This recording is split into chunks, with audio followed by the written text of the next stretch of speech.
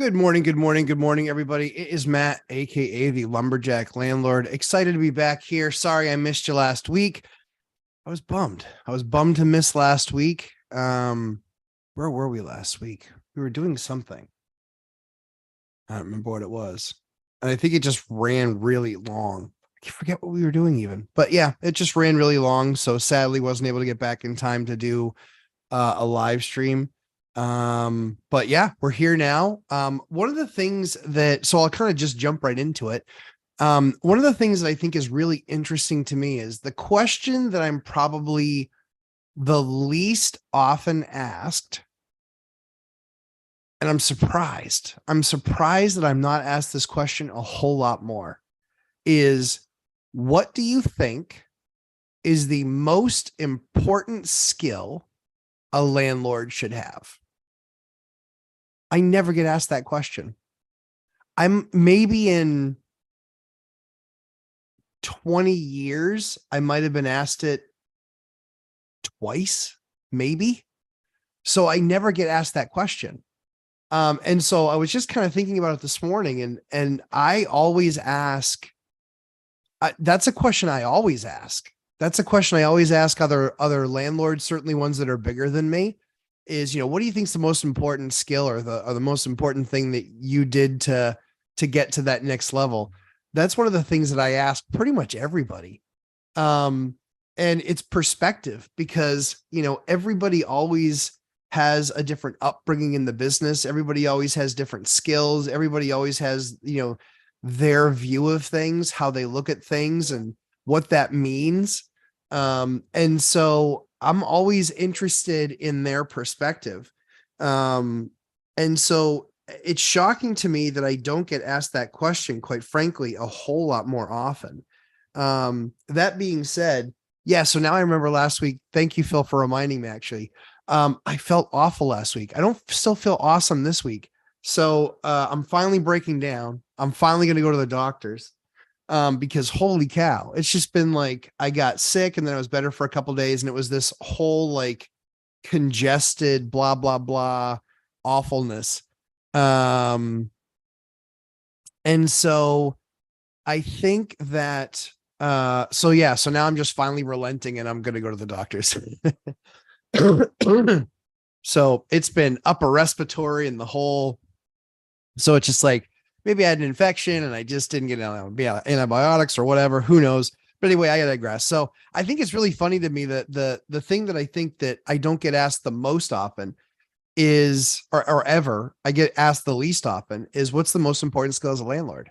And so I saw Bruce Vonk put in here people skills. That's definitely really important. But I think that people skills are very important, but I don't think it's the top one. I think the top one, you guys that are watching, we got 23 people watching already in the first couple minutes. You guys tell me, what do you think is the most important skill that a landlord can have and most kind of important approach or attitude that a landlord can have? I think that largely will help you put your business in perspective. I think it will help you, if you have any level of a victim mentality, okay, landlording is not for you. It's just not. Your tenants will chew you up and spit you out. It's not an easy business every single day, and sometimes you have days where you have 4 calls and they're all emergencies. And some weeks you have a few calls and there are no emergencies or text messages or whatever. GW Paris, humility. Yep. Kenny A, constructive communication. Yep. Business skills. Yep. Those are all important. Yep. As a real estate investor, networking. Yep. That's very important. Give and take. That's very good. Yep. Give and take, I think, is the closest so far. Good job, Key. Key is in, oh shit, I'm a landlord. Now what? He's in our boot camp doing a fantastic job. Integrity, very important. You must have integrity in how you work with your tenants. I totally agree. Don't tell them somebody's coming if they're not coming. Don't tell them something's going to get fixed unless you have a plan to get it fixed. Don't misrepresent things. Just tell it the way it is. It's a far easier way than the right way to live life. Landlord, ability to find and place quality tenants. That's a very important skill. KIP SOS. I think that one's the closest is attitude. So the concept or the idea, the thing that's the most important to what we do is you better get ready to pivot. You never know. You have to be ready to pivot. As a landlord, the most important thing, the most important skill you can have is flexibility. It's the most important skill you can have, an attitude that you can have. You have to have a great attitude towards it. And so that's where attitude really isn't wrong. It certainly is part of that overall equation. The overall equation is flexibility. We're doing a rehab, and the framer that we had walk it, I said, hey, this is what I want to do. And he came in and he said, yeah, that's not going to be your best way. And I was like, nah, come on. We've done it like 100 times that way.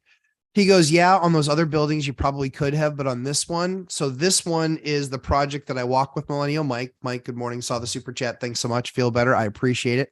Phil Nealon, thank you for the super chat as well. And I'm always happy to do the show. I was bummed last week. I just did not feel up to it. And I knew, and my students get my best. So boot camp was that afternoon. We still did 2 hours in boot camp, which is a lot of fun always. But the most important thing is really attitude about it. It's attitude and flexibility. You got to be flexible. You're going to get tenants that call and think that their problem is a top of the world problem. I had somebody freaking out about a chip in a countertop. It gets harder from here. It does. It gets harder from here. So you have to, people skills was mentioned. You have to have good people skills. You have to be able to communicate properly. All these answers are great answers, but let's kind of boil them up to overall how we need to feel about this, right? People are people, and people are paying for a service. Now, does it mean that they can get rude? They're not allowed to get rude just because they're not getting what they want or they're not getting the answer that they feel they should be getting. But they can still notify you of the problem, and you can't be annoyed that there's another problem that they're notifying you of. When they start to get nitpicky, then we start to have a conversation, which is when you signed the lease and when you moved in, the place looked the way that it looked. I told you that I was going to do these things. I did those things. I actually even have a period in my lease where I say, if you don't notify me of it in the first 5 days, it's not a problem, right? Unless it's like a water thing or blah, blah, blah, blah, blah, right? So that person's then, one of these people is considering to basically just light me up in the maintenance portal that we set up. And I'm like, I never said that I was going to rebuild the unit, especially while you live there. Like a chip in the counter. Okay, it's a chip in the counter. There's nothing I can do about it except for replace your countertop, but I'm not doing that for you. Not because, big surprise, they're also not a market tenant. And so when I talk about tenants, there's really two kinds of tenants. There's a market tenant, and then there's a non-market tenant. A non-market tenant isn't paying market rent, and they are usually a subsidized tenant, whether it's housing or some public assistance or something. And we've done the numbers, and I have a video coming out this week that is going to make your minds collapse, literally implode on themselves, because I went through all of the numbers for all the public assistance and for all of the emergency rental assistance program dollars that we got. And I'm going to walk you through every single piece of it. The entire portfolio that we did for rental assistance, I'm going to walk through the entire thing. And the numbers are quite telling. So I think that you guys did a great job at hitting on a lot of the items that we talk about when it comes to, sure, screening tenants and good and good people skills and good communication. Those are all really important. The most important is you need to be flexible. You need to be able to pivot. You need to be able to not take things personally. You got to put yourself in the other person's shoes. And anytime I'm struggling in a situation, I try and put myself in the other person's shoes, right? Like the idiot crash bros. If I know nothing about the market and all I do is watch television and all I do is read a graph that shows an arrow spiking downward, I'm going to think that it's the imminent collapse of society. It's because I don't know what I'm talking about. It's because I don't have experience. It's because I don't know how to interpret those numbers. So that's really what comes into play, is people not understanding what they're reading. I can read the same chart that they read, but because I understand what it actually means, and because I've actually done the work, because I'm actually on the ground, not actually showing a vacant building because I cherry picked the worst development I could find, or because, oh, you just don't understand. They're keeping all these numbers from us. Okay, if you got a tin hat conspiracy theory, then if you don't believe one thing, you got to throw it all out. If they're conspiracy theorying one thing, then they're conspiracy theorying everything. So you can't just take, oh, well, I believe them here, but I don't believe them here. And I believe this, but I don't believe that. If it's a grand conspiracy, it's all lies. But again, the most important skill that we can have as landlords is flexibility and attitude. It's really understanding that the tenant, we're curating an experience for a customer. And if you're a tenant, you don't like being called a customer, I don't care. That's the way I look at it. I'm running my business because that's what this is, a business. I'm creating and curating an experience for you. And when something doesn't work, you want it fixed, and you want it fixed in a timely manner. Most people think that they just pick up the phone or they call the bat phone or they send a text message. And it's like, I've got somebody out there in 3 seconds because I own the world. It doesn't work that way. I have to wait my turn in line, which means you have to wait your turn in line. Now, the good news is that my turn in line goes far faster than your turn in line because I'm not just one of. I am one of a few people with a given contractor that he makes a priority, but it doesn't mean that they can drop everything that they're doing to come out and do this. So I would really talk to you guys and tell you that the most important thing that you can have really is flexibility. You have to be flexible. I had a tenant. Here's an example. I had a tenant that had been a tenant for years. They'd always paid. They had come off assistance. They had a month that they didn't pay. And I said, okay, let me know. He said, I get my tax return next month. We've had the tax return thing work out for us a number of times. We've had it not work out a couple of times. But because he's been a long-term tenant, I gave him that flexibility. And I just said, okay, I understand. Now, what I will do, or what I had done, is I said, okay, then it was 2 months. And then he was like, but I get my check back here and I'll be able to pay. So, okay, sounds good. Great. So I allowed that. And then something happened where part of that money was taken by the government. I don't know how it happened, but it was. He couldn't pay the rent. So now he was behind the 2 months and we were a couple days away from another month. What am I supposed to do then at that point? Well, I knew that he was a tile guy. I had some tile work I needed done. I said, all right, go look at this tile job. I said, let's find a way to work it out and work it off. He's like, all right, I really appreciate the opportunity. I'd seen his work. I'd seen his work firsthand because when I bought the building, I said, oh, who tiled this? He goes, oh, I did all the tile work. Tile work was beautiful. And he was a tile guy, he had a tile van and the whole 9 yards. He's a tile guy. I had some tile work that needed doing. I said, okay, walk the project. He walks the project and he goes, okay, this is what I would charge for that. And I said, well, that's what you would charge retail, getting paid cash, blah, blah, blah. He's like, oh, well, yeah, that's what I would charge. I said, okay, so think of a number for me. I said, let's work on the number. So we work on the number. We get it down to what I believe is fair and equitable. And I said, I'm going to take that number and I'm going to apply it directly towards your rent. And I want the job done by this time. And I will agree to pay you this much. And this much will go towards rent. And this much I'll pay you out of pocket. I had to pivot. I wasn't going to get that money. I could take him to court. I could do the eviction. And when it was all said and done, it was going to be over the 30 days. So it would have gone 2 months, then a third month, and then a fourth month he would have qualified for. It would have been like $7,000 in rent. More. No, about 7,000. It's about $7,000 a month in rent. What was my option? My option was follow through that process, take him to court, do all that work and sue him in small claims court. And then get a judgment against him. And then he can pay me $50 a month or $100 a month or $150 a month until eternity, for eternity. No, hard pass. So what was my job? My job was to be flexible. My job was to be creative.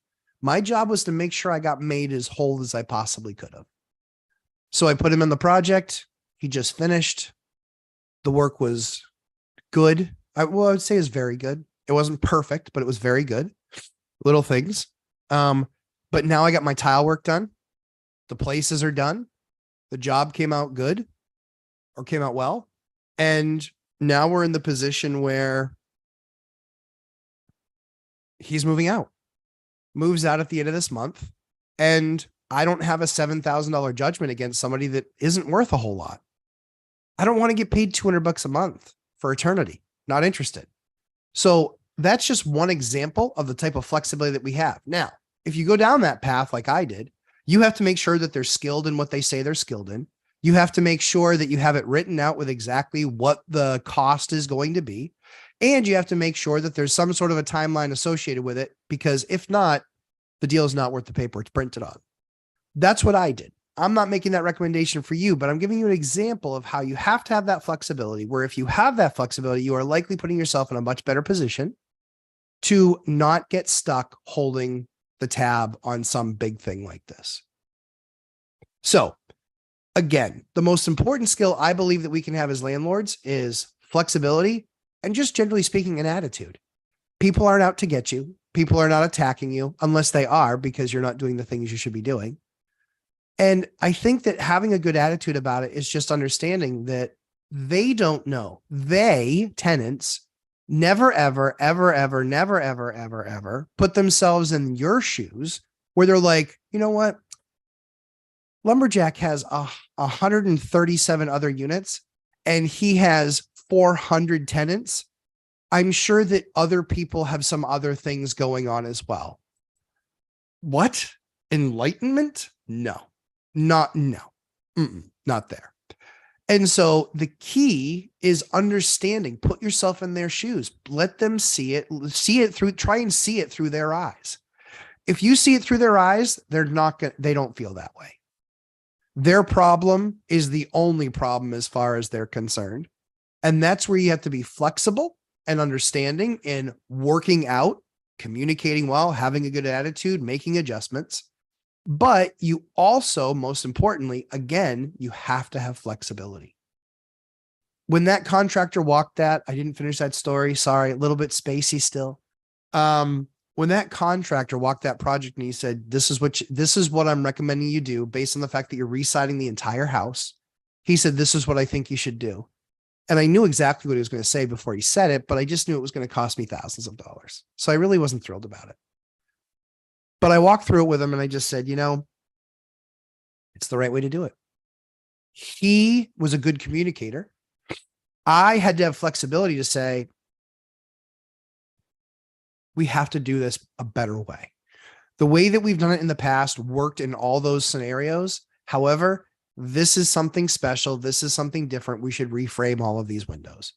We're going to then be able to put in the most beautiful, large, brand new construction windows. They're going to be absolutely amazing.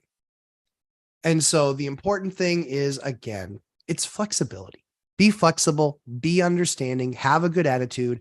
All the things you wrote are all things that are really important to us running our businesses, but be flexible.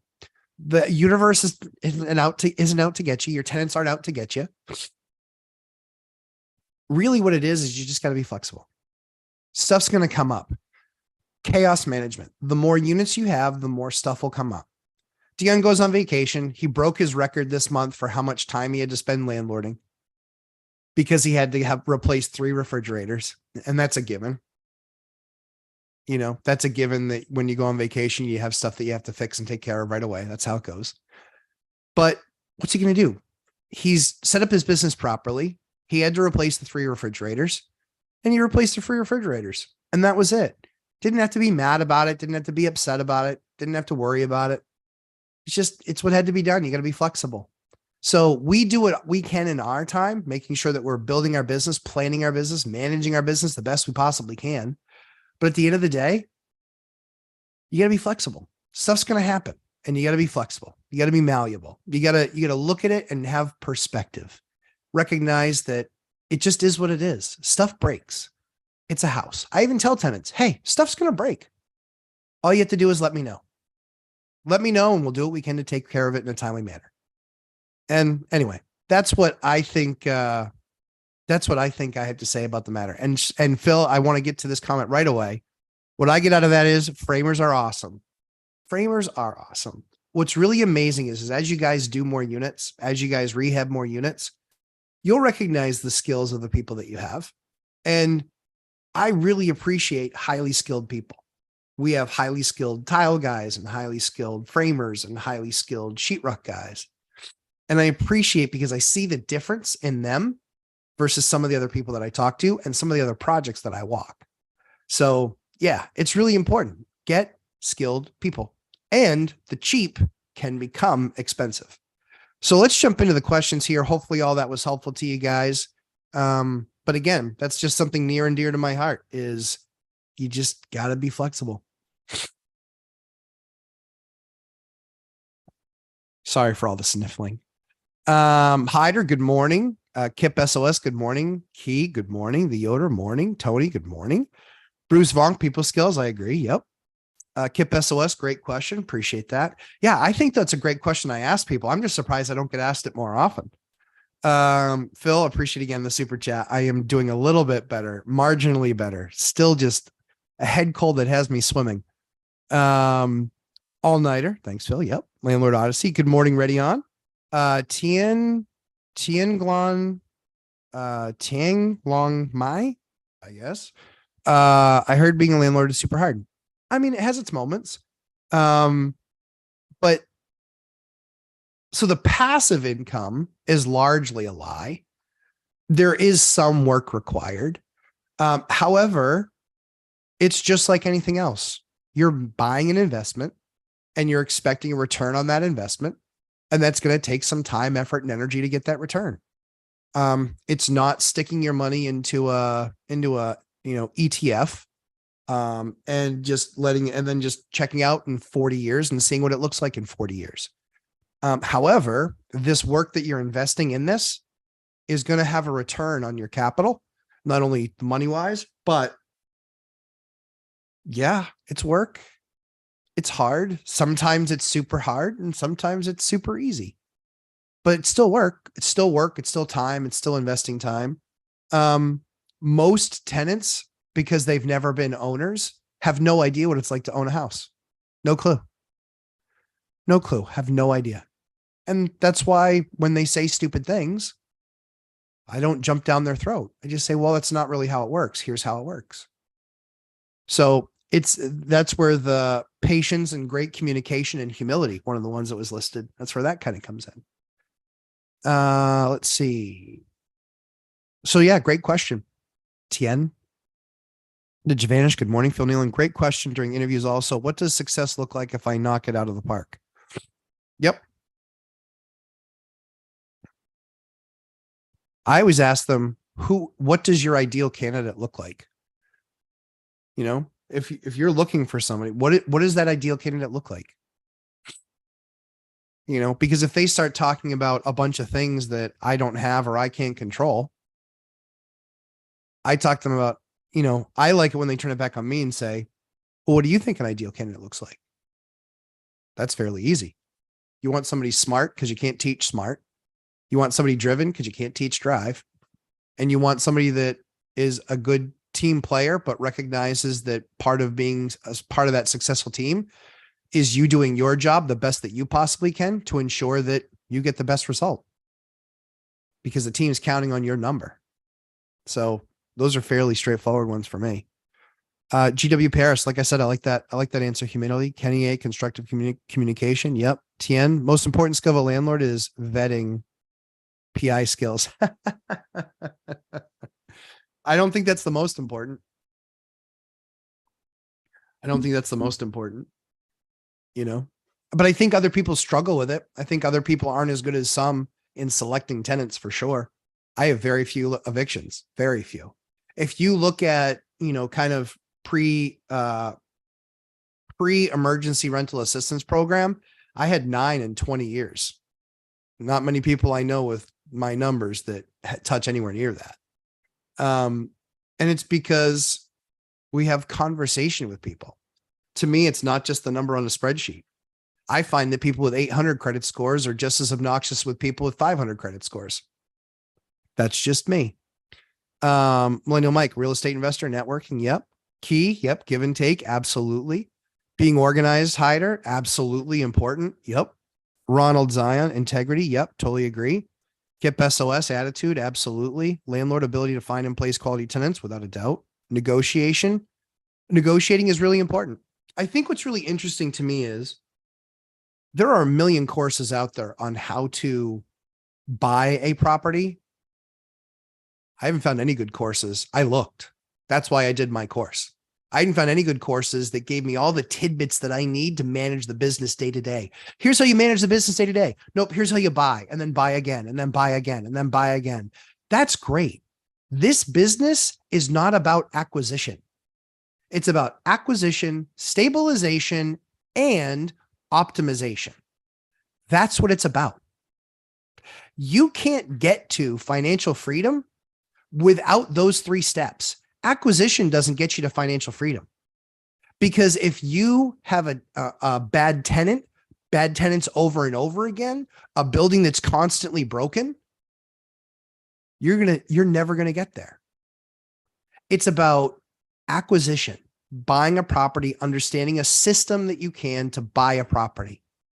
2, it's about stabilization, making sure that before you really start investing any serious money, that you stabilized, you have tenants that are there, they are actually paying. And then it's about optimization. Okay, I'm going to roll this into the rest of the portfolio. Now I can pick up optimization when it comes to low flow toilets, when it comes to updating the lighting systems there, because I can drastically reduce the amount of energy if I'm paying for energy. But your tenants see it too. Your tenants see it too. They see their electric bills go lower. They see their fuel bills go lower. And you tell them what you're doing. Hey, I'm going to do this stuff. It doesn't benefit me at all, but it benefits you. I want to find a way to help you reduce your fuel bill. I want to find a way to help you reduce your electric bill. If I make these improvements, it's going to reduce your costs. That starts to foster that relationship that you want. And then if they're not going to play along, well, fine. You disqualified yourself. See ya. But I find way too many courses out there. Buy. And then just throw it over to a property manager. No. You'll see. In the next 2 years, you'll see. You'll see people that are losing money on properties every single month because they're having to pay a property manager for nothing. You'll see. And we won't have that problem. We control our own destiny more than anybody else that has a property manager. We just do, because we're there. We can be there. We can do it. And it's just that simple. And we have a sense of urgency. It's our money being burned. So that's what bugs me the most about today's guru market, is that there's just a million people telling you how to buy. Here's how you buy. Here's how you buy. Here's how you buy. Tell me more. Tell me how I buy this property. Great. Now tell me how I'm going to manage it the next 20 years to save me tens of thousands of dollars. Tell me how I manage this thing at my lowest cost with my best return on capital. That's what, oh shit, I'm a landlord now, what is all about. That's what my course is all about. It's all about and how to manage your properties for the next 2 decades so they become that asset that you need when you're ready to walk out of the game. That's what it's important. Let's see. Matt Bittner, screening tenants properly. Absolutely. Anna K is a good topic. Welcome, Anna K. Always appreciate you. Anna K is in our boot camp, doing a phenomenal job, always asking good questions. Attitude. Yep. Phil Nealon. I like that. Morning, Nick Wood. Dividend Dave. Good morning, sir. Knowing what a good deal is, finding a good deal, following the law, and fixing things that break. So yeah, I think those are all good things. I think those are all important things. Obviously, you want to understand how to find a good deal. Totally agree. Absolutely. It's a Karen Carpenter song. We've only just begun. We've only just begun. Buying, right? So you might spend 3, 6, 9 months buying your first property. Awesome. Congratulations. You're on the ladder. Love it. Love it. What happens when you get that first tenant call? You tell me. Do you know? Do you know how to handle them? Do you know how to handle them? They call you screaming. Do you know how to handle them if they send you a nasty gram? Do you know how to handle a move out? Do you know how to handle a move in? Do you know how to get them on your side so you're working together and not butting heads? Do you know how to work with the town, pull permits?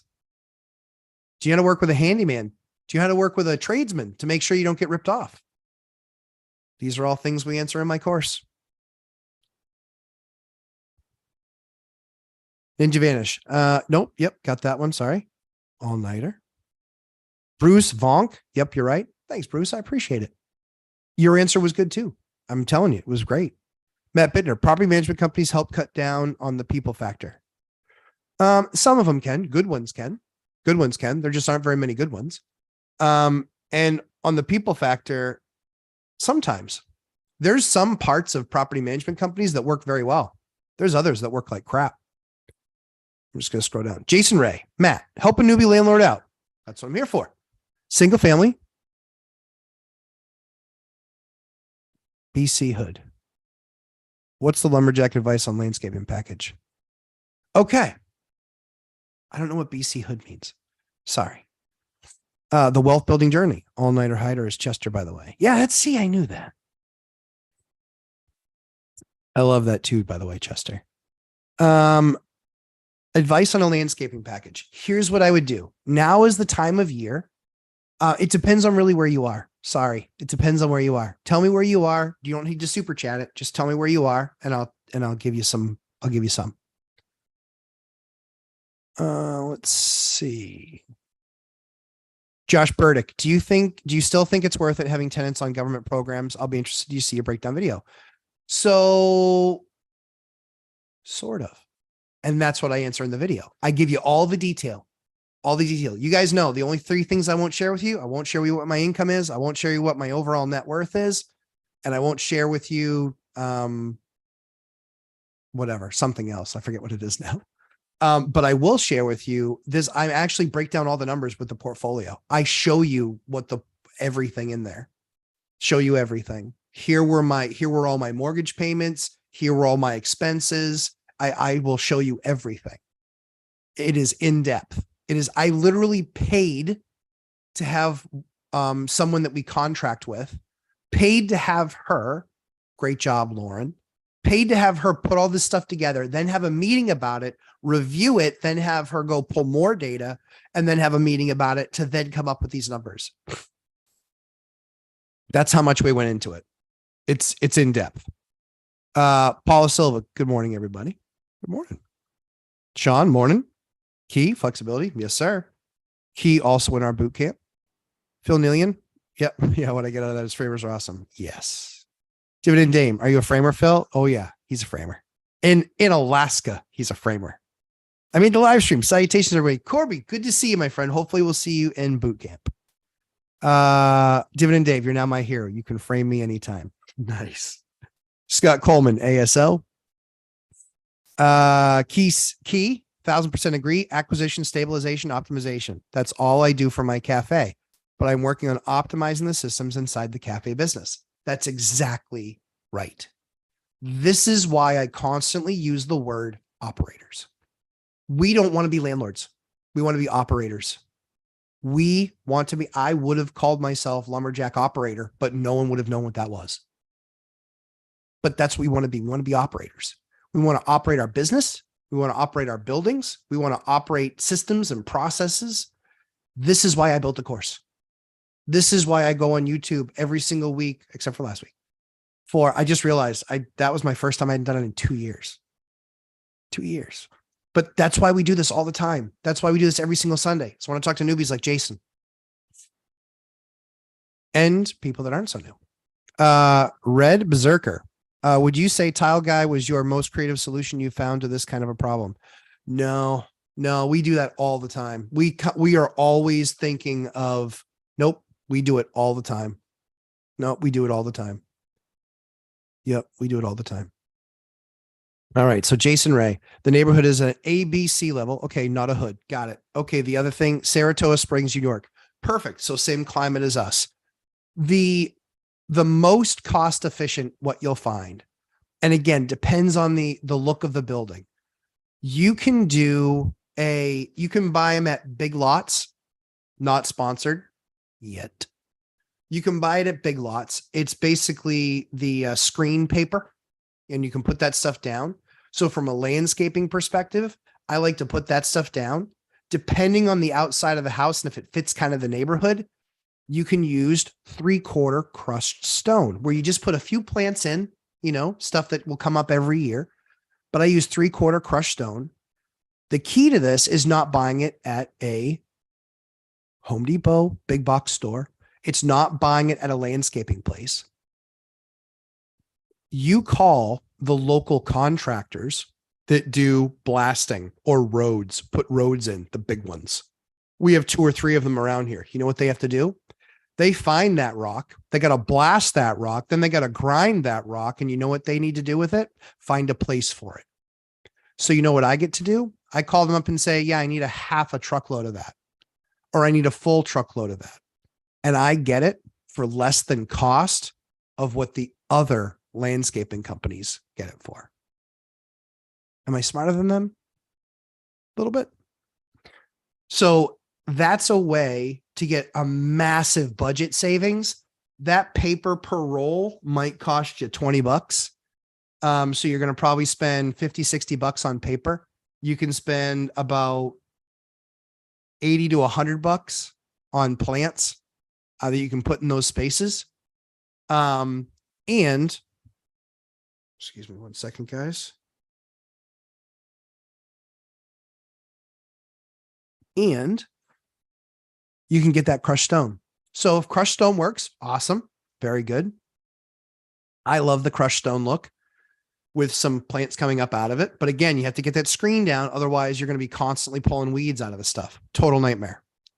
So that's one of the things that I would do. And stone is almost no maintenance. And year to year, it still usually looks pretty good. Right? So then you might need to go in and do plants, and every few years, if some of them make it and some of them don't. But now you're talking about less than $100 bill. Let me know if that helps you at all, Jason Ray. I want to make sure you got value out of your super chat. Second thing is, the second option is, if it's less of a urban and more of a rural, you can still do stone. I like stone. 3/4 crushed stone. And you can tell them it doesn't need to be washed stone, because washed versus unwashed, much more expensive. Washed means that they actually washed it to get all of the grit off of it. Unwashed means that they didn't. But guess what's the cheapest? Unwashed. So I can get that stuff, again, less than what the landscaping company pays themselves. I don't know why they haven't figured that out yet, but they haven't. 100% was looking at an annual mulch bill, didn't want. Yep, there you go. The other thing that you can do too, Jason, is do the math. Do the math when the big box stores have a special once a year. You need to look at the size of the bag that they're putting on special. There's one yellow. I think it's called Vigoro or Vigara. I believe it's done by the Orange big box store. They put that on sale once a year, where it's 4 bags for $10. If you do the math on that and you can pick it up, it's much less expensive than getting it delivered. Much less expensive. However, stone is forever. Almost as good as a diamond. But I like the 3/4 crushed stone. You can also ask them for bigger stone. They might not have 3/4. They might have 1 1/4 or 1 1/2. You can go to your local landscaping company and you can touch it and see how big it is and see what you like. The 3/4 stone is pretty nice. It packs well. It's easy to replace. You might need a couple of buckets. You can always get it somewhere else, but that's a great use of that. Yeah. Kip. Yeah. Seashell. Yeah. Seashells in Florida surprisingly are readily available. Not so available in New York. But let me know, Jason, if that's a help to you.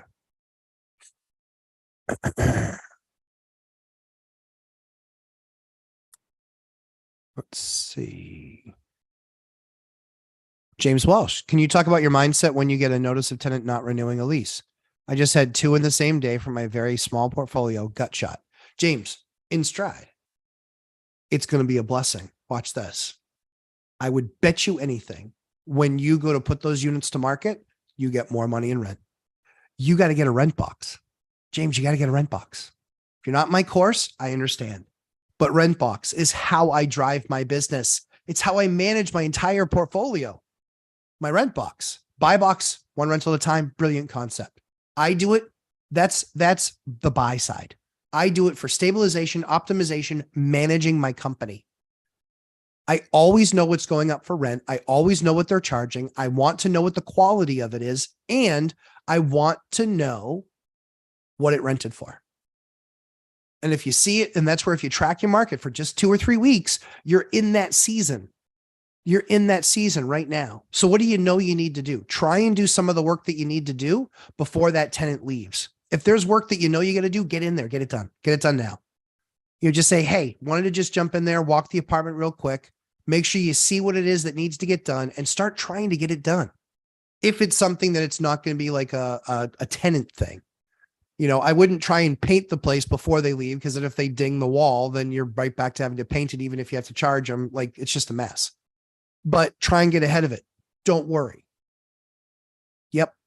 I got 3 of those this week. We're not renewing. Perfect. Bye.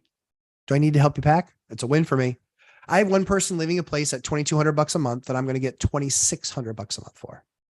I have another person leaving a place at $1,700. He goes, yeah, we really want to downsize 1,400 square feet. They want to 4 bedrooms. They want to downsize to a 2-bedroom. I said, I've got bad news. He said, what's that? I said, 2 bedrooms go for what your 4-bedroom is going. I just didn't raise your rent. I just bought the property 2 years ago. He was due for a raise this year. Yep. True story. I'm going to get $800 a month more in rent. And I didn't even have to evict them. They left on their own accord. See ya. Bye. Arrivederci. So, yeah, that's not a bad thing. James, attitude. Opportunity. This is opportunity. Rent box it. Even if you got to go back a couple of weeks, I get my rent box and I look back a couple of weeks. Okay, how long has this been posted? Okay, it's been posted for 3 weeks and they haven't gotten it rented yet. That might be a problem. They might be too high, but I called them and I asked them, hey, I'm a local landlord, just trying to understand if you had an issue renting the place. Oh no, it's actually rented. I just haven't taken it down. Oh, cool. What did you get for it? This. Okay, great. In the spreadsheet. Now I know. Now I'm running my business. My business isn't running me. The market's not running me. I'm understanding what's going on in the market so I can pick my spots.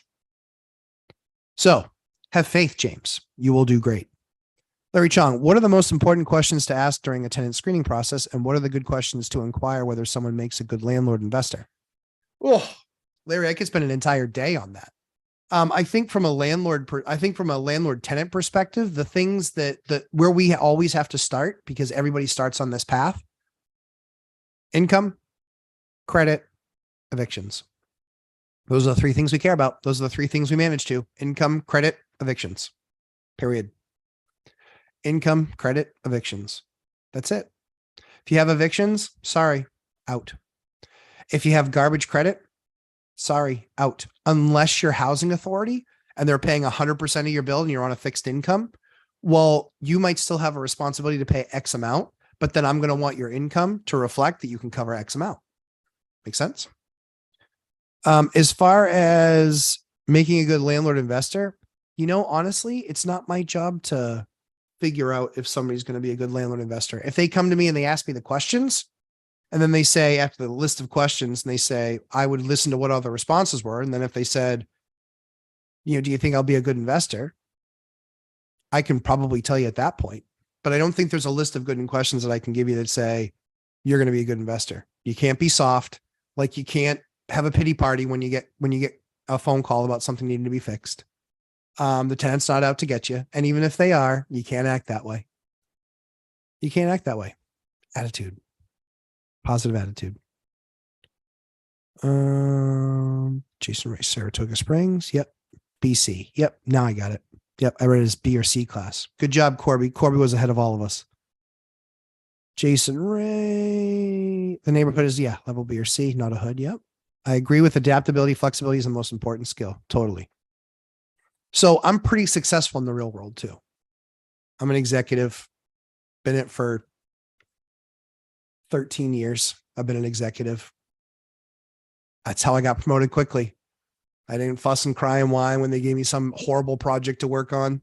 I just said, okay, what am I allowed to do to get this done? And most of the time it was like, we need you to figure it out. Okay, I can do that. Still catching up on double speed. All good. Lumberjack Landlord is now LJO. Yeah. Good. Brian Beck, thank you for the super chat. Kip SOS, get those likes up. I appreciate that, Kip, very much. Josh Burdick, you're an operator. Now I have a vision of your face on the operation game. I know, right? Sometimes at being a landlord, it feels like that. It literally feels like somebody's taking those little metal tweezers and sticking them inside you and they're going to pull something out. Sometimes that's exactly how it feels. He's live. Thanks for the invite, Ryan. Yes. Thank you, Ryan. Appreciate that. Yes, Ari, I am alive. Whew. It's been a long month, guys. I've had this thing like 3 times. I didn't go to the doctors. I should have just gone to the doctors because they probably could have given me like an antibiotic and I probably would have been done with it. The wealth building journey, Matt brings up a great point about maintenance. If you can't buy 5 of them, you can't afford one of them. The acquisition cost is only a fraction of the total cost. Chester's exactly right. The wealth building journey. That's exactly right. People don't get this. It's not buy. It's not what it is. It's not, that's not the game. That's not how you get rich. That's not how you get wealthy. That's not how you get there. It's just not.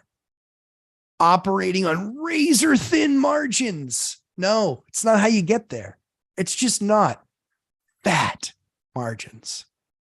Now, you don't start with fat margins, but you need to start with good margins so you can invest, so you can have an asset worth carrying. Do you realize one of the main tenets of how I buy property is I buy it from landlords that haven't maintained their properties or haven't raised rents. Therefore, they can't cover the new bills. I know they're losing money.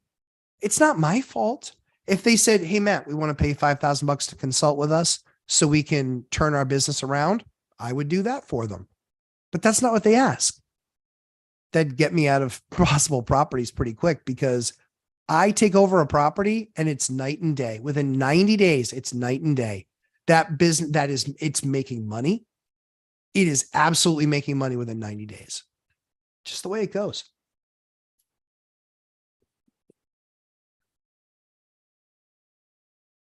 Let's see here.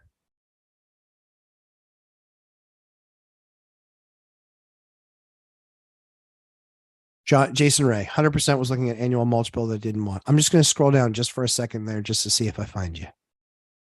Jason. Jason, did you add anything more in there? I want to make sure to answer that question. Make sure we get full circle because that will help everybody. They use, seashells. All right. So where's the jumping point in price for an inspector when it comes to a duplex to an 8-plex? Where's the jumping point? Usually they have something that reflects per unit as well as the amount of things being inspected. So if it's general building, that's one price. But then if you start getting into pest control or radon or water testing or lead testing or asbestos testing, the more things you add to the plate, the more expensive it gets. And then it's just a matter of number of, units that are then in the building. So the fastest thing that goes up is the number of units. And then it's the number of things that you're testing in the building is the next thing to go up. So you can have a duplex, be 1,500, anywhere from 900 to 1,500 bucks in my area. But an 8-plex, that inspection could cost you, if you go full tilt and you get, kind of everything on the buffet, you could be looking at $4,000.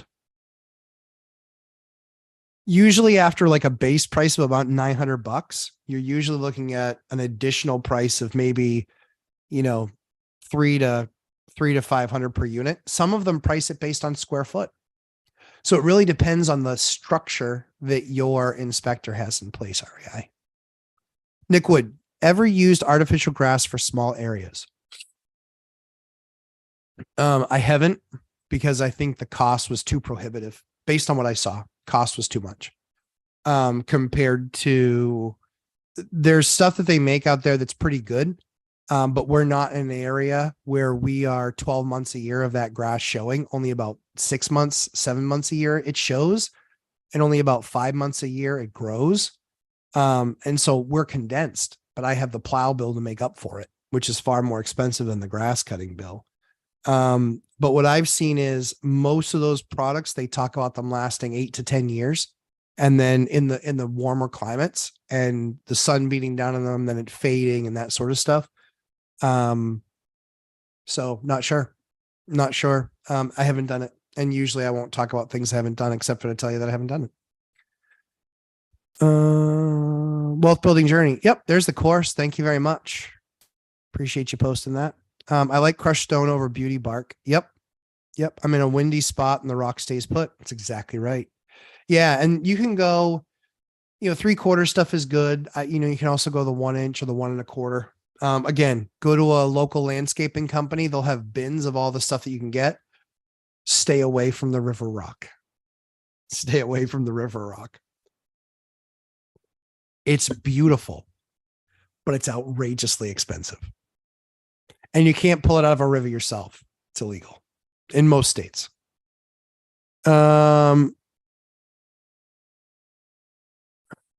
Who's the wealth building journey? That is our good buddy Chester. Useful acronym to remember is ICE, income credit evictions. Yep, absolutely right. Yep. Exactly. The mindset is not, why me? It's try me. Absolutely. Yeah, absolutely. Lumberjack landlord operator probably doesn't fit. It doesn't fit in a lot of things, Larry. That's the problem. And again, I think at the end of the day, the whole brand started off because I was in tech and I wore flannel, and I like flannel. It's warm. And it's durable. And so, and I'm outside, in the wintertime, I'm outside.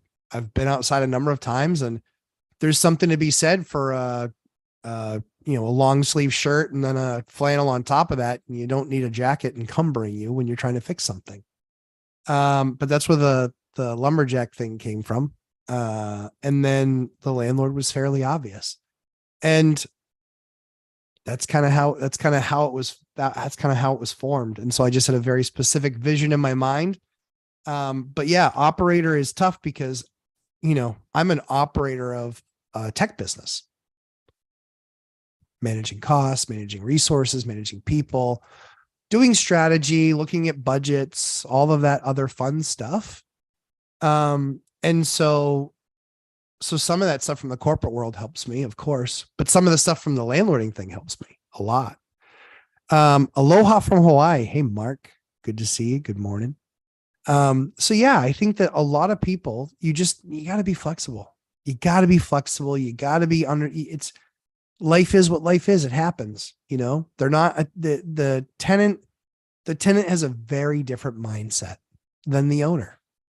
If it were up to them, they live in a brand new place and still be paying less rent than what they're paying currently. You just got to keep that in mind. Put yourself in their shoes. I like flannel, but not all the time. Yeah. See, I give myself, all right, this is a way overshare. I give myself a $500 a year budget on clothes. And I didn't buy any clothes last year. So I got to get some clothes this year. But I buy my clothes from one vendor. Still not a sponsor. But I buy them from one place. That's it. Buy them from one place. Spend $500 and they have some other stuff. But in the wintertime, I want flannel. The rent box sounds intriguing. It's more than intriguing, Chester. It's the way to build your business. Chester is big on finance stuff, does a ton in finance, a ton. I know my Magpul hat. I know I need my Magpul hat. But the rent box, how else do you run your business? I'm competing. Think of this. Think I'm in your market. Think I'm competing against you. If you rent out below me, congratulations. You just got less money. If you're trying to rent out above me, maybe you're probably asking too much, because I'm going to pick that perfect spot. Van Braxton, Duluth. You got it, my man. I love my Duluth stuff. I love it. 5. Yeah, they got to sponsor the show. Like, I put their clothes to the test, man. Their fire hose pants. Let me tell you, that's quality product. Rent box. This is the way. Exactly. Well done, Corby. This is going to make you more money on your rentals, period. End of story. If you master the process of the rent box, you will always be where you need to be on your units to ensure that you're maximizing your revenue. Dion does it differently. Dion does it lazy. He likes the lazy way. So he prefers the binder method. And the binder method works awesome. We binder method existing tenants. We do it. We do it via text message. We do. But I want to maximize my profit. And a turn isn't always $5,000. Just isn't. And if somebody's done that damage on the way out, I take it out of their security deposit. That's how it goes. We're proud of the fact that we return a majority of our security deposits, but we don't return all of them because not everybody treats the place exactly the way they should treat it. That's okay. Let me ask you guys a question. Since I'm caught up on questions, I have to show you my buy box too. Dion's seen it, and he was like, holy cow. I know what your buy box is because I know where you live. Your buy box sucks because of where you live. The cost of the assets where you live is a nightmare. I'm pretty sure that's right. I think that's right. So the question I'll ask you is this. What if you had a $1,025 rent and you had a tenant living there, and the market, you could see $1,500 and you binder them. Okay. You binder them and they come in, they tell you 1350. Okay. Dion keeps that tenant. Not a wrong decision. That fits the way he invests. Fits it. It's good. It's good. Who's in Portugal right now being offended and who's here? We know the answer to that question. But here's what I will say. That same $1,025 unit, while the market was kind of 14, 15, it's because everything in that market was not redone. If it's a good market, and it's a good area, what can I do? Well, I tell you what I did. Spent $17,000 on that unit. 17. Doors, trim, kitchen. If you follow me on Instagram, which you better be doing by now, Lumberjack Landlord on Instagram, check it out. It's worth even having an account. Even if you only follow me, it's worth having an account. Because I post you my projects there. I show you exactly what we did.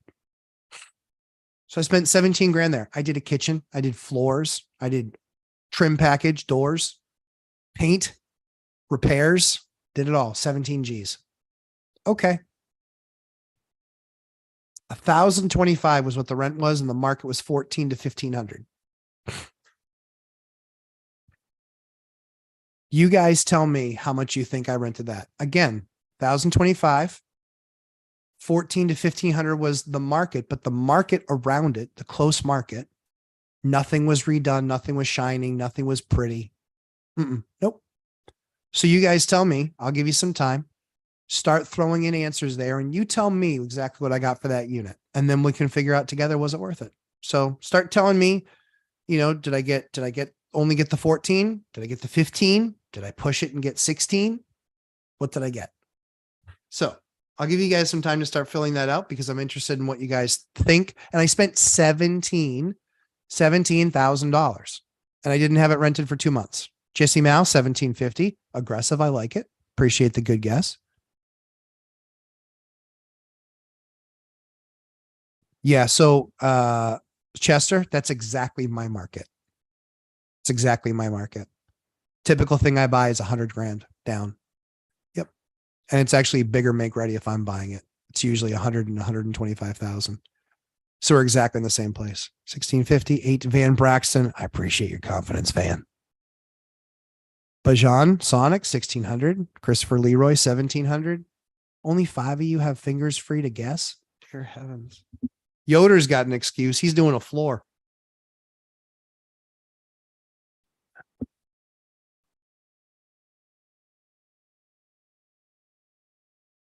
REI Stoners. Yeah, Dangerfield, tall and fat. Yes. Here's what I will tell you. What's really funny. I appreciate you bringing that up, REI. A Old Navy 2X is not 2X. It's not even close. It's not even close. I literally put a 2X sweatshirt on, Old Navy, went like this with my arm through it. The shoulder was, no, where was it? The shoulder was here. The shoulder was here. I was trying to remember where it was on my arm. The shoulder was here.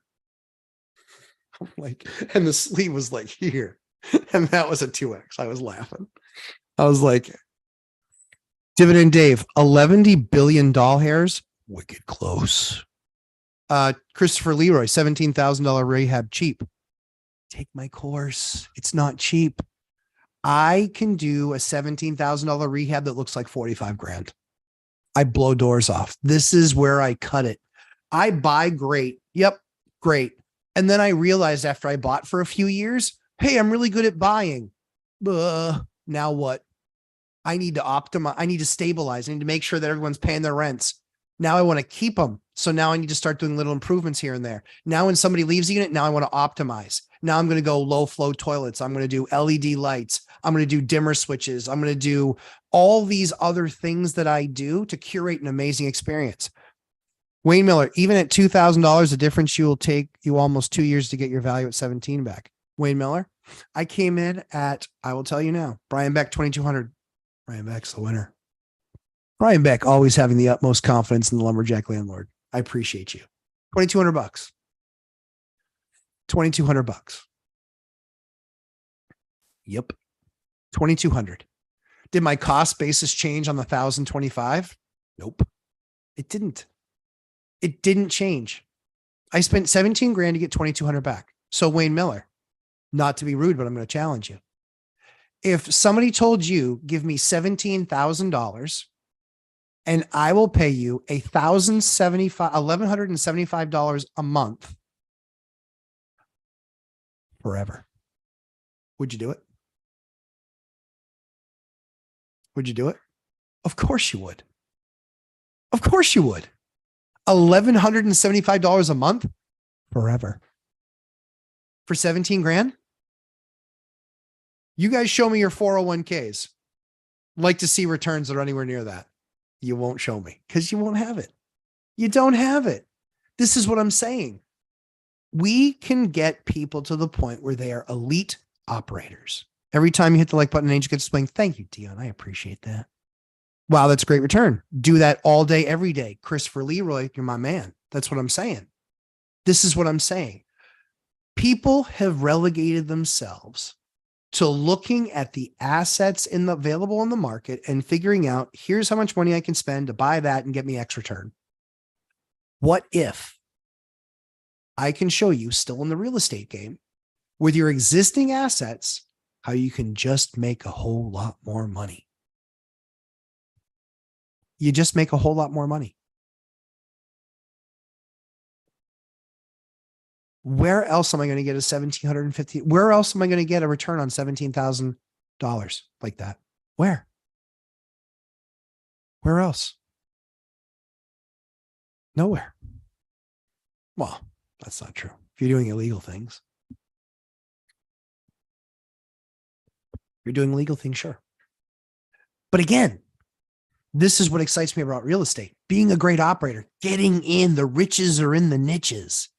I'm searching. I'm hunting. Riches are in the niches. Hold on 1 second.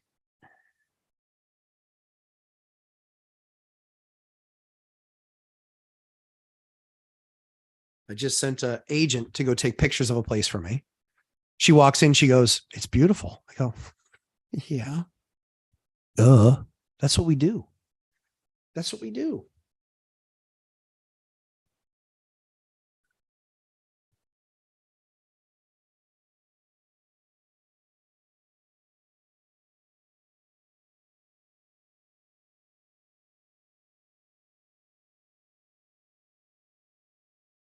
So I want to bring something for you guys that's unique.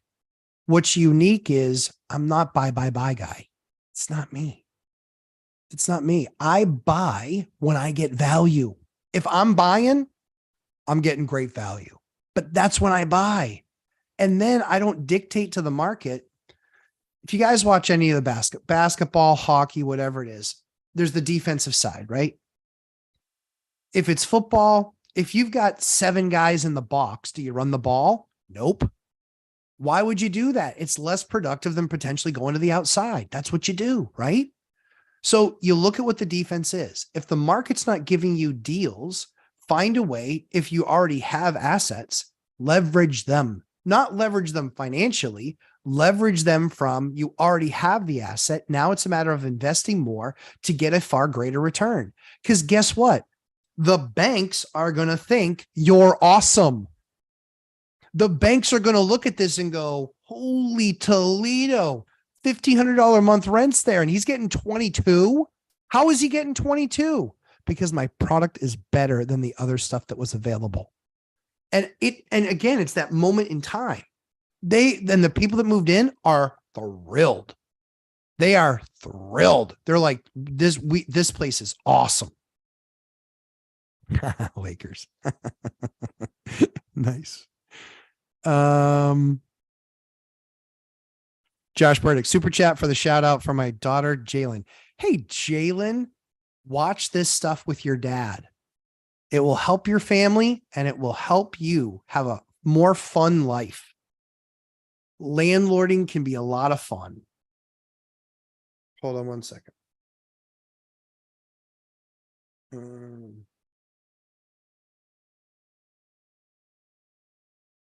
Yeah, beautiful.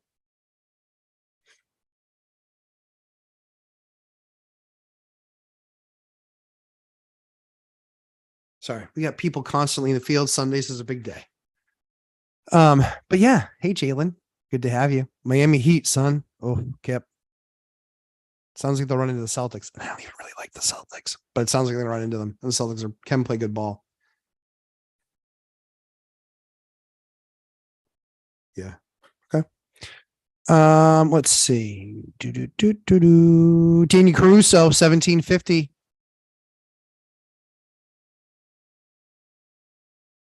Daniel Caruso's gonna fight. Daniel Caruso's gonna fight. Man, that's good. Illegal is just a sick bird. Well done. Yes, quote that. Riches are in the niches, baby.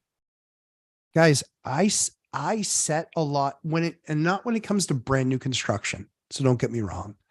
But when it comes to existing assets, existing units that are still far below brand new construction, I can beat brand new construction. They have an A+ product, but I have a A- product. And the difference is that their cost basis is 25. They have to rent it for 35. My cost basis is 700 and I can print money at 22 and I get their renter. Guys. This is what I'm saying. Let's see. Dividend Dave. The assets are in the facets. Yep. True story. How's the day job comply with real estate investing? Proper time management. I've got a big job. I need to be available all the time. I'm always working on strategic stuff, but also I still work with clients directly. So I still have client responsibilities.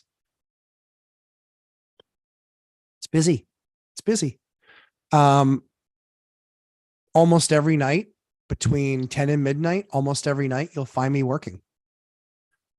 Worth it to me. Worth it. Dion is a great friend. Love him like a brother. Well, I actually love him more than his brother because I wouldn't put him in a plywood plane and push him off the garage.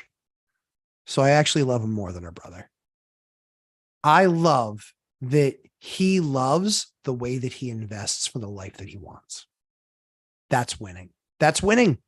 That's winning any way you slice it. Millennial Mike, same thing. Now, Millennial Mike's a little bit different. Millennial Mike wants to own the world. Me, I'm not really interested in owning the world. I just wanted a big, fat enough portfolio that I could do whatever I wanted anytime I ever wanted. If I want to take my kids away for a 1-month vacation, I can do whatever I want. Whatever I want. So that's where we're getting to in life for me, is that I can do that whenever I want. And I don't ever have to look at the price tags. I still will because I'm cheap. Thrifty. I think Dion calls it thrifty. I'll still look. But you find what your niche is. You find what makes you feel good. You know, Dion's at 16 properties. He might add some, he might not. If it's the perfect deal, he'll add some, he'll spend some cash. If it's not, he won't. He won't. But he has more than enough to live and live the way that he wants the rest of his life. He's going to spend less time in the US this year than I think. It's going to be pretty close.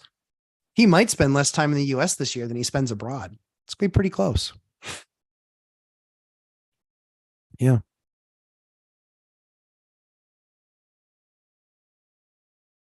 Wealth Builder. Also, quick PSA. Zuber, Dion, Lumberjack, Landlord, Millennial Mike are doing their 3-hour Q&A live stream. Yeah. Yep, we are. Yep. We're going to do only 100 spots. We just want to make ourselves available for some time for everybody. So they can come and ask questions, and then we can get some questions asked and answered with different perspectives. Cause I think we're all in different places in our investing career. Mike would be fine if he didn't ever add another property, I think. Dion's usually in that same place. I'm getting to that place. I'm now starting to look at my optimization numbers. I kind of might be there.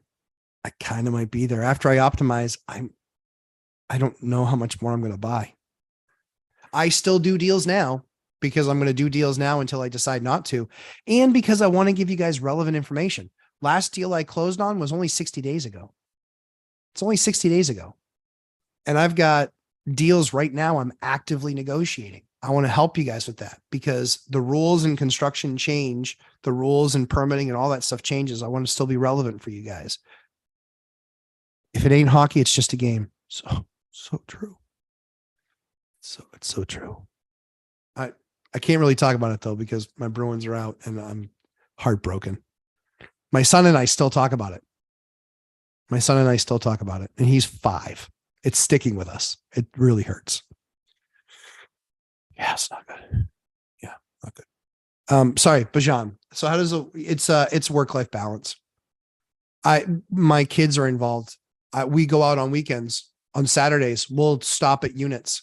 Every single weekend, we stop at one of my units with my kids and at least spend a few minutes there. It is a part of their life. They will grow up, they will be 18, and they will be better operators than 95% of people out there because it's become a part of their life. Now, if they choose it, awesome. If they don't choose it, totally fine. But all the lessons that I'm teaching them will make them great operators at any job that they do in their life. Let's see. Sounds like a lot of value add in your town. See, what's really funny is somebody said that to me. They go, well, you sounds like you're in a honey hole. I don't mean this against you, Christopher. I meant this against them. Fuck off. Yeah. It's easy where I come from. No, it's not easy. If you look at older towns, right? You have to be the one gambling. You have to done all the work. Understand, should I invest here? It's in transition. Transition can go backwards too. I've seen it. Bad economy hits backwards. But those people that are like, literally somebody said to me honey hole and I cursed at them. I was like, That's just an excuse. Just an excuse. You put me in any market and I'll outperform you. With the lessons that I've learned, you put me in any market and I'll outperform you. I would never want to own in San Francisco. Wouldn't. But I also know that you can't make a lot of money in San Francisco. Top line you can, but bottom line you can't. And with all the crazy legislation and stuff like that that goes through that place, oh, hard pass. Hard pass. No, never. Nope, never. Do you provide washer dryer stackable units in some apartments? I never do stackables, Van. And the reason I don't do stackables is because they're not energy or water efficient. And water and sewer where I come from is extremely expensive. Electricity is fairly expensive as well because most of it is coal and oil generated. Some of it's nuclear, which is nice. It's actually helped keep our pricing down. But yeah. Larry Chong, thrifty, value driven, my man. That's exactly right. That's exactly right. Let's see.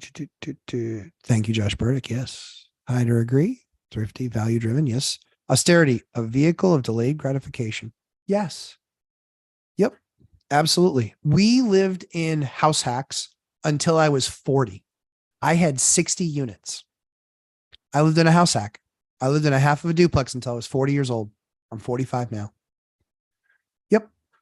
Just delayed. My rent was towards the end of living there. My rent was $300 a month to live in a 5-bedroom, 2-bath, half of a duplex. Yep. And I saved a ton of money. That's what I did.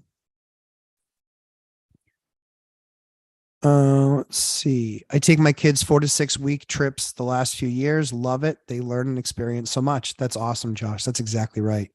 Yeah. My kids are always in the business. And again, if they're just learning the principles, we treat people with respect.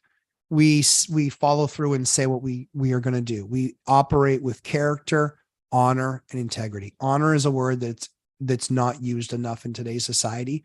The reason it's not used enough is because not enough people have it. We operate with honor. We operate with character. We operate with integrity, and this is why we get a reputation with the code enforcement guys. We don't try and skate by. In fact, I got a call from code enforcement. They said, "Hey, you own this building over here, right?" I said, "Yep, I do." He goes, "You're doing a roof?" "Yep, I am."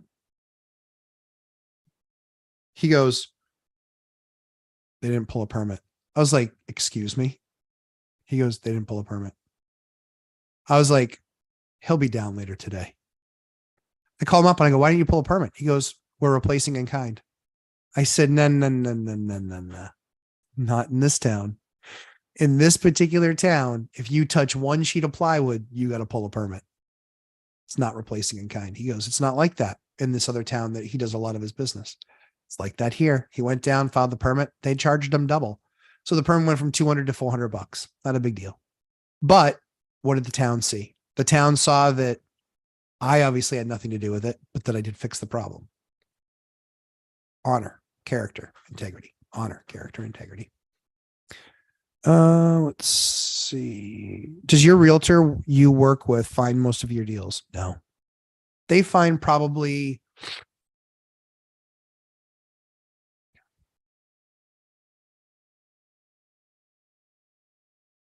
a third, a half, right around there. Yeah, probably a third or a half.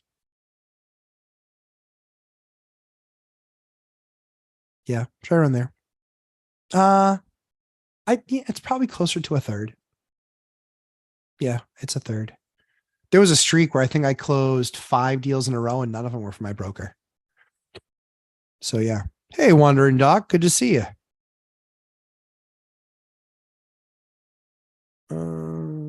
A honey hole, never heard of the term. Honey hole is where it's just easy. Everything's there. Like all that you need is right there. I'm not from the South, so I know generally what it means. Basically what it means is, oh, well, it's just there sitting there waiting for you to go get.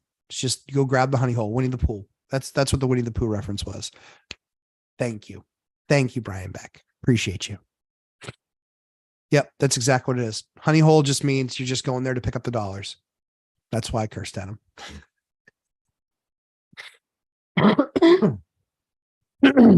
Sorry, guys. Let's see. The wealth building journey. I like in wealth, or really any skill, building to a plane, taking off down the runway to take off. You have to give 100% for a long period of time. Yep. Yep. Build at the speed, take off, and then you reach that cruising altitude. We've climbed, and some of us are, it really ranges in what you want your goal to be. What's the end goal? What are you trying to reach? What are you trying to accomplish? For me, it's I wanted to know that I had enough income where I could do whatever I wanted anytime I wanted. And after kind of cruising altitude for a couple of years, I want to pay my people more than other people pay their people. I want them to have a good life too. I want to help them in their investment journey. When they've saved up deposits, I talk to all the people that have done work for us.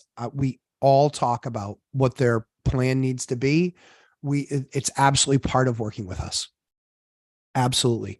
Whether you're doing it a couple days a week and filling stuff, or you work for us, as a contractor constantly, I always stop to answer their questions and give that free consulting. And that's how I give back. That's how I give back. So we have those conversations all of the time. And it is a challenging point, and you can't half-ass it at any point. Nope. Or you won't have enough momentum to take you off the runway and eventually crash. Very true story. Very true story. Yep. Not much enjoying the sea notes and beach near Merida. Why? Oh, you're not up to much. You're enjoying gotcha. Now I got it. Doc walked into that one. REI Stoners is thinking Bugs Bunny. I know you were. He just wanted to see if he'd answer the question. I know that's why you did it, REI. But yeah, kind of. So some closing points for today. You guys got to be flexible. As you enjoy your landlord journey, not every experience you're going to have is going to be enjoyable. However, you've got to be flexible. You've got to be creative in how you address issues and problems. Don't be thinking about the next thing that you're going to say when you got some tenants screaming at you. Let them have it out. Just say, okay, here's what I've done so far. I understand exactly what the problem is. What I'm going to do is I'm going to get off the phone, or I've got your text. I'm going to make a few phone calls. After I've made these phone calls, I'm going to circle back with you. And once somebody's reached back out to me, give me just 1 second.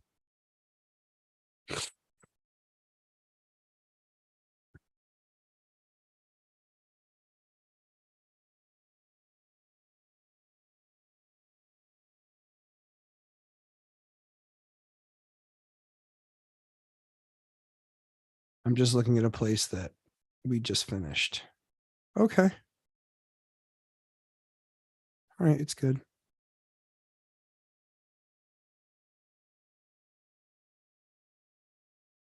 Not that we just finished, actually. Somebody just moved out of. Don't worry. I'll post. If you follow me on Lumberjack Landlord, I will post it. Oh, yeah. Come on, man. It just reeks in the front area. What front area? What front area? And of what? Probably cigarette smoke.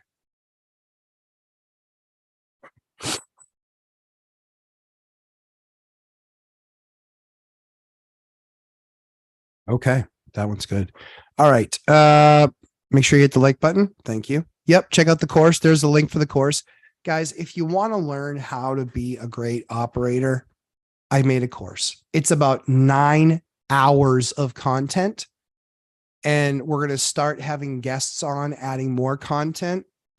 Most of them have pushed me off, but they're going to come on. And so I'm just trying to get dates and schedules and everything according. I've actually canceled a couple of times because I was sick. But What I do know about New England is after all the cold weather goes away and the allergies go away, all this stuff clears up. Thank God. But be flexible, be understanding, put yourself in there's G Lover. What's up, G Lover? I know it's Glover, but I always thought it was G Lover. So, yeah, be flexible, work with your tenants, understand that you're the one that's got to pivot, but communicate, have that conversation, have a good attitude about it, keep them informed. You'd be surprised at how much you can do keeping somebody informed and how much that keeps them at bay. They just want to know what's going on. They want to know that they're not being ignored. Do that work. That's what my course teaches. I can't tell you enough. That's why I made it. I saw the same thing being done over and over and over by newbies. Same thing. And even as they get further down the line, and they still are bad at being landlords. Hence my course. They know how to buy now. Congratulations. You can buy another one and make this much little profit on it. Just a little bit. Tiny bitty me. Nope. Nope. I want stacks, man. I want to be making stacks off the stuff that I do. That's what I want. I want to be making stacks. I want my time to matter. I want my investment to matter. I want the return on my capital to be there. And I want it to be there, and I want it to be there better than everybody else. And these are the things that I'm doing, finding riches in the niches and how to do that. We changed shower heads and toilets in a building. It cost us about $4,000, and we're saving $2,000 a year now on that water sewer. Right? Everyone says, I'm not sure about that return. Really? Really? You're not sure on that return? 50%? Yup. Sign me up. Riches are in the niches, doing these little things, becoming an amazing operator. That's how I get my properties above a 20% return faster than anybody else does. That's how I do it. And that's why I can then fund the next deal faster. This is how it's done. Yep. Yes, hit the like button. I appreciate that. I think of Danny every time. Making stacks. When's the rap song coming out? Never. It's never coming out. There's a guy that's now rapping about real estate online. Sweet Lord. One of them is from a buyer who's like, he waited and all this other stuff. And I just laughed my ass off. I'm just like, you were watching the Crash Bros. He needs to put the word Crash Bros in his song. But yeah, I'm telling you, there are ways to be an operator that continue to uncover value. I had a building didn't have washer dryers. I put 2 coin ops in. Does it make me a ton of money? Nope. Have they paid for themselves after a year and a half? Yep. Yep. They have. They paid for themselves. And so now every month, but it's just a couple $100. Okay. Okay. Are you so rich that $200 doesn't matter? My bad. My bad. I like $200. I like $200 more than I like $0. Operators.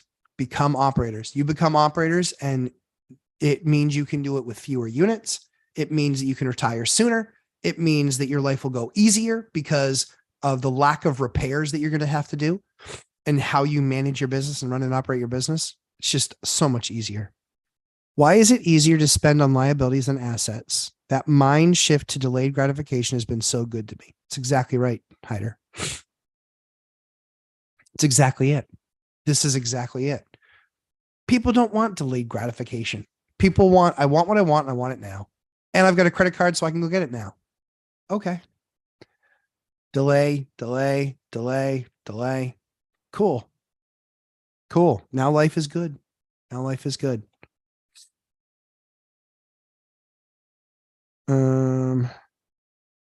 Literally somebody called me, and somebody that knows I'm on a live stream called me. Sometimes it's so tough to get good help these days. Now I'll scold them for not watching my live. Rude. All right. The speed at which your capital returns is directly proportional to how fast you build wealth. Absolutely.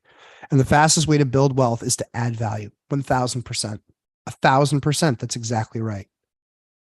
Yep. Wealth building. Do you have a channel? I don't think Chester has one yet, but he should. Chester should have a channel. Chester knows this stuff cold. He knows the finance side of it. He knows it cold. He should absolutely have a channel. 100%. 100%. All right. I got to go handle stuff in the real world. I hope all you guys have a fantastic week. As I always say, we make sure to create great content for you. Make sure you hit the like button. I don't want to yell at you like Ben Mala. I couldn't. I don't smoke enough. But it's been awesome hanging out with you guys this week. I'm so glad I was able to be back. Boot camp is still on in 29 minutes. So I'm going to go upstairs. I'm going to try and get some food in my face. And I will see you guys at the boot camp.